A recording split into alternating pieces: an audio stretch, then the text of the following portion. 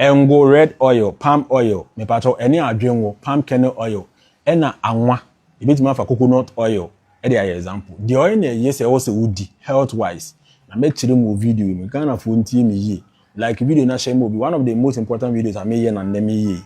The pato what diabetes, what pressure, or cholesterol near say so when you stroke or recover, wow fufro. Oil burn a woody a bebo like videos on like a mediana Yeboah Agyekum Francis. Me pato oils nina, you bit make us me fat. Na fat no home. You was saturated fat. Na your unsaturated fat. You can't fat be a saturated. Example to say be a margarine. Once margarine your fat, but ada to bit make saturated. You could be maybe how this you are once na ada. Within the idea womb, bit make saturated. Na science for no small person saturation more. A carbon bond na a walk chain mono. A single bond. And a hydrogen atoms and nam. And because of that, it's able to stack together.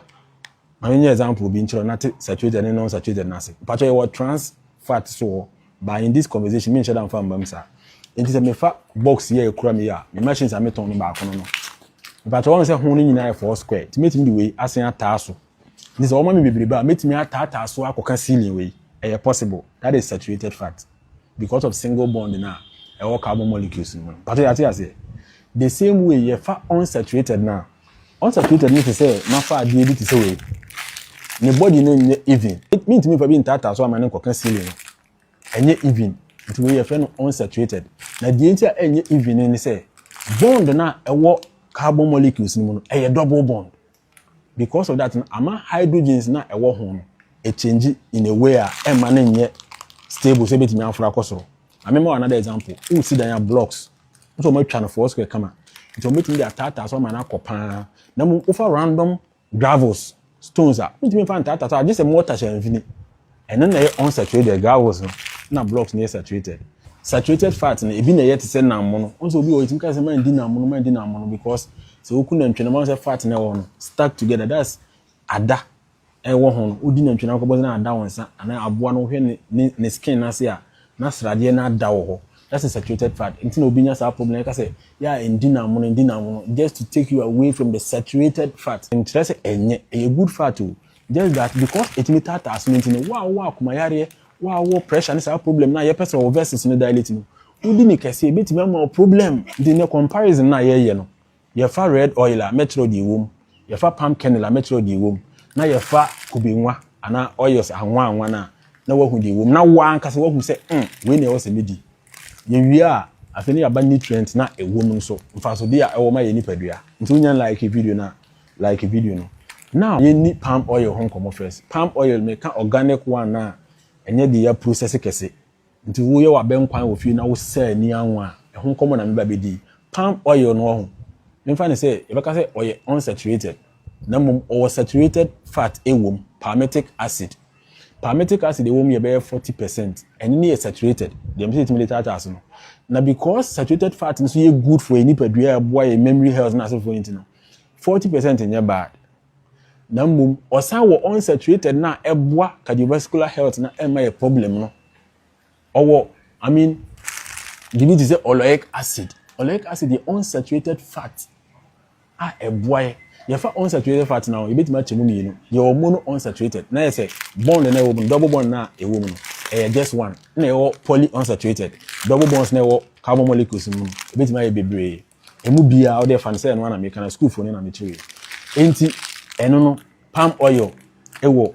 unsaturated fat very good so eba ne cardiovascular health palm oil e first solid engo america ye organic engo no na america no ne nipa bonefo aba o matimi ne niam frafra engo no ti be ya wa to wa be na ye wade ofie ana akodom na akoto obe dura test ofa glass aye transparent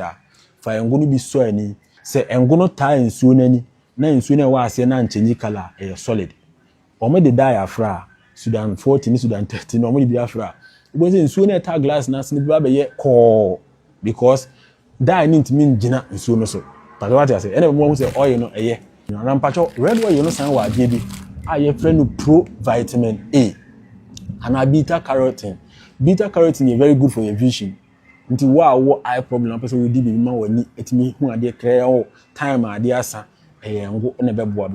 because of that pro vitamin A no ye nipa do ntimi dane pro vitamin A no ana beta carotene no e ko dane vitamin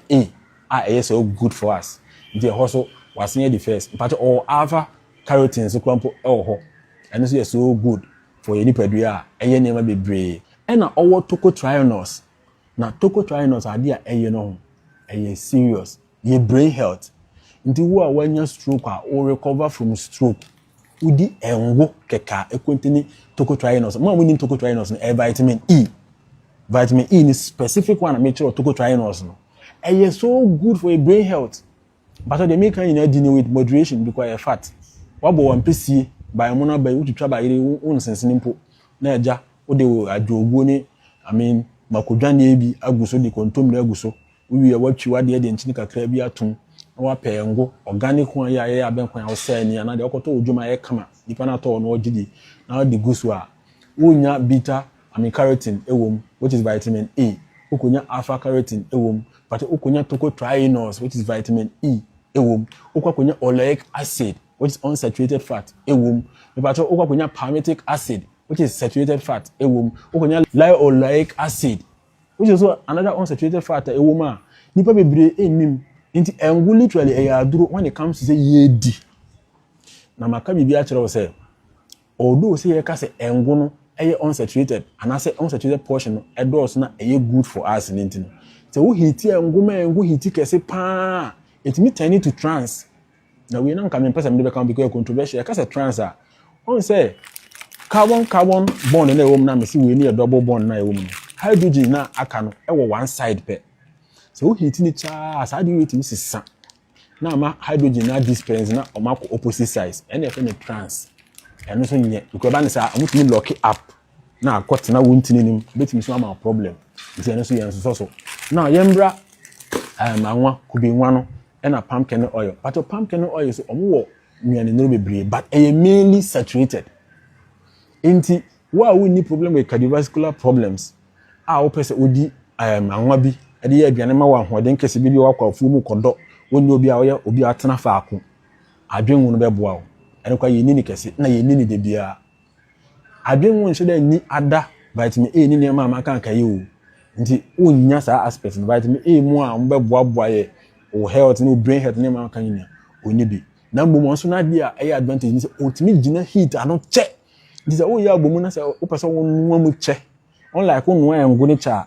etene from 6 eba trans na say enye no we bit ma sustain heat no also the benefit no and aside that no oye antimicrobial just say it me boy microbes e we ho e bia oba kakawe we oni tim betim de bia yem ebeko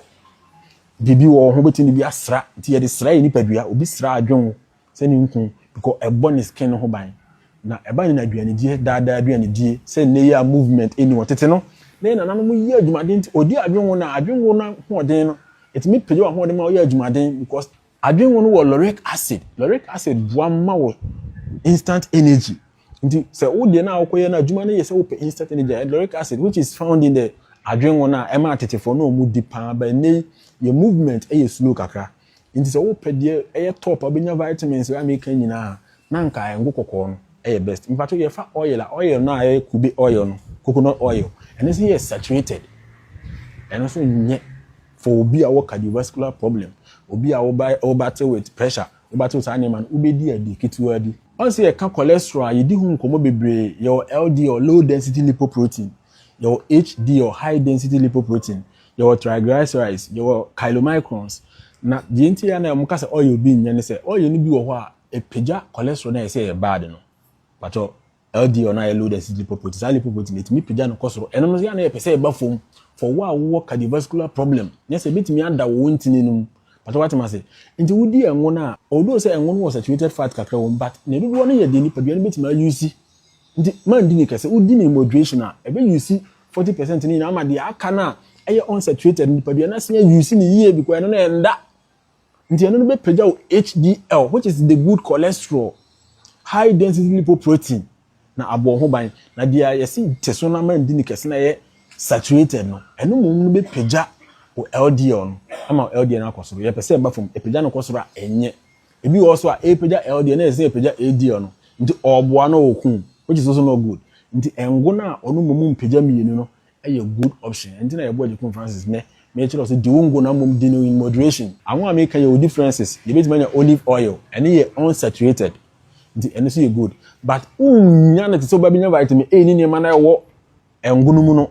Nti ye de ni nyina bom a mere nti no engo ye top. Na hu se de wudi won emfa ngu abom hu ma ne ntene. Why you way awie de engo kakra agu so. Na mpacho mami nka na me wi amfi oleic acid no ebi san wo pay mu fat na wo pay mu no and say oleic acid be unsaturated. And say what boy mpesi am kan ya twatwa ba mu na ahoro ho wansensin no na ahoro na twatwa na round na egu gbo mu odi ajoguo odi mako egu ho odi wo egu na pay but we dey osuani ni Dr. Zabi modie ni o na watwi ne organic pa kurase aduane na wo de ngo no gusu a ngo no so sefra ben kwan ho solid na de gusu a ahode a e ma on esen dido e aduro yenti amanka olive oil na se bebire se on be twerɛ gu se olive oil o ye sure say olive oil de